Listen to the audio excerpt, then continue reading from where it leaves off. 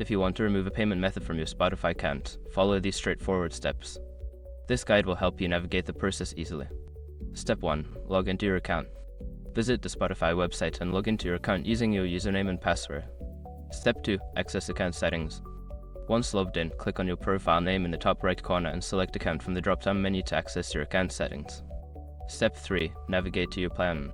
In the account overview, look for the section labeled Japan. Click on it to view your current subscription details and payment information. Step 4. Manage payment methods. Find the option for Manage Payment Method or Change Payment Method. Click on this link to see the payment methods currently linked to your account. Step 5. Remove payment method.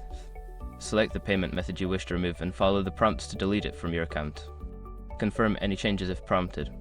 After completing these steps, your payment method should be successfully removed from your Spotify account. If you have any issues, consider reaching out to Spotify support for assistance.